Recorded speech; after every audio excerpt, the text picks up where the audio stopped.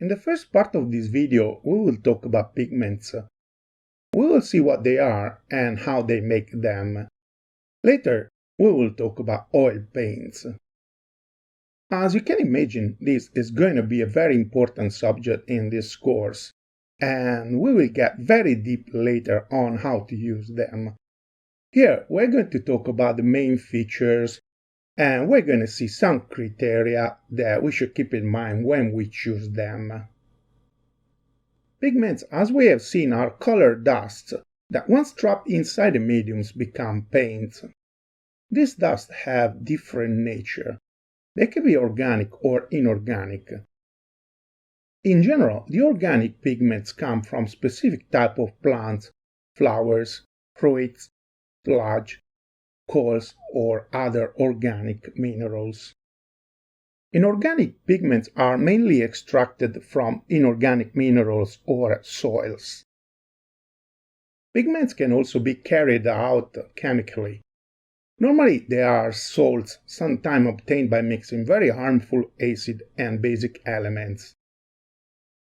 For example, a color that I use very frequently, which is the base of many of my paintings, the Prussian blue, is made with a pigment called ferrocyanide.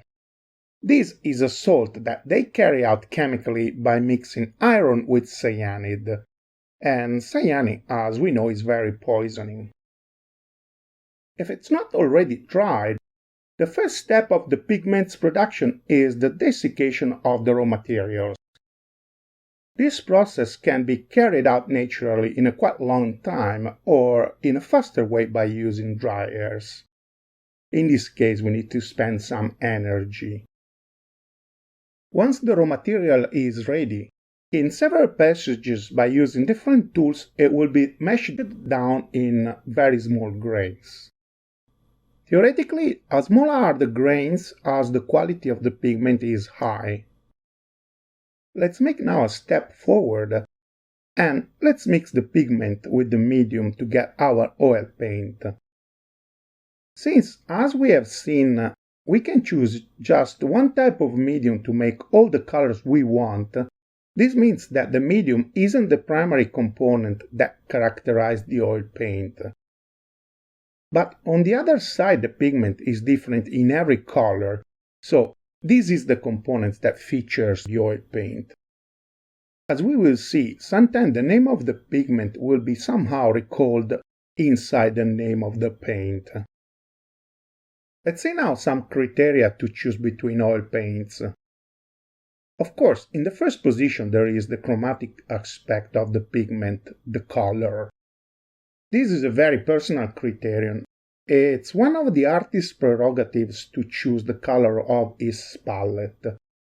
And although there are artists that like to experiment with different pigments, you will see that over the time on our palette we will have always a set of colors that we will like to use more than others.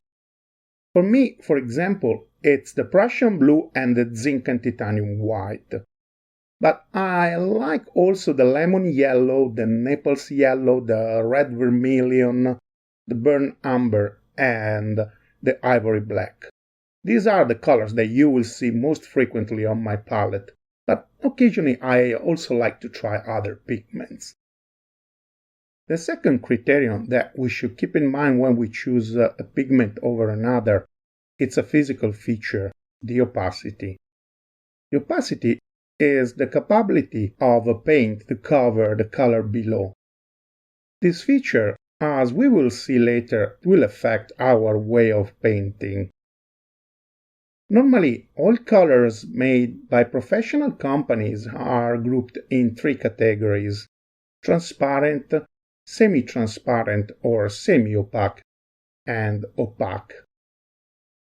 The last feature that we want to consider when we choose an oil paint is the light fastness, sometimes also called as permanency of the color.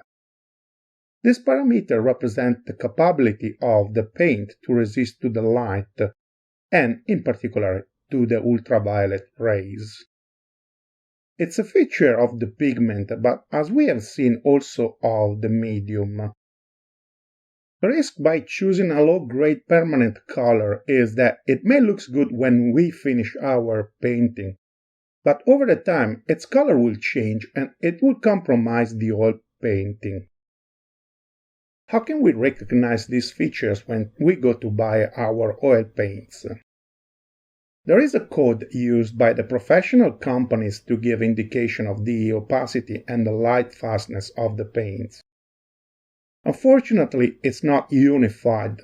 Most of the time, this code is printed on the tube, but some companies only show it on the colors table.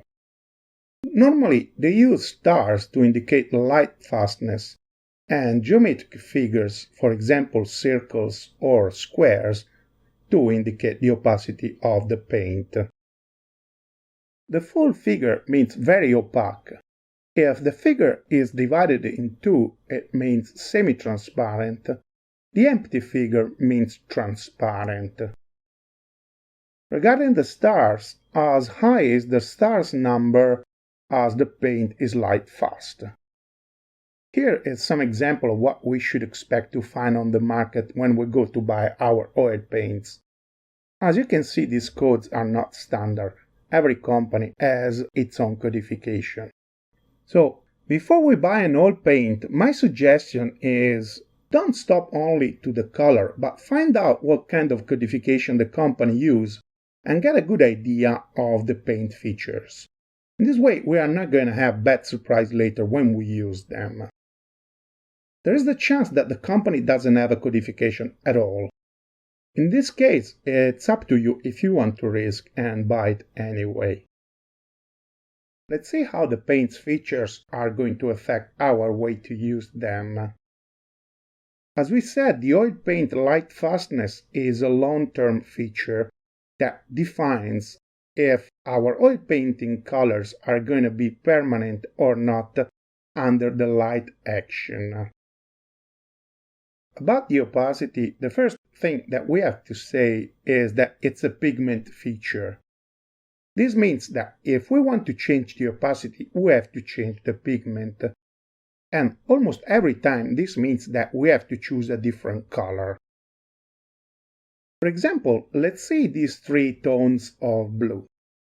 The primary blue, which is a light blue, the cobalt blue, which is a middle light blue, and the Prussian blue, which is a dark blue.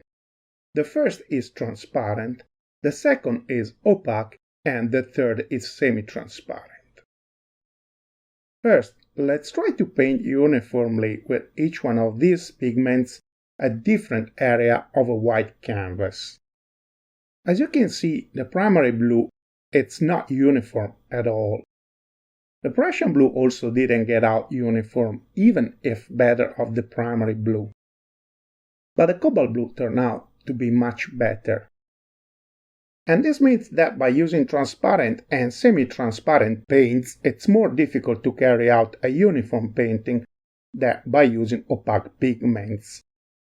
Now, let's try to mix them to see what happens. Let's add a small quantity of Prussian blue on the cobalt blue and on the primary blue. The primary blue that was lighter than the cobalt blue becomes darker. This is because when we mix colors, the most opaque pigments dominates the less opaque.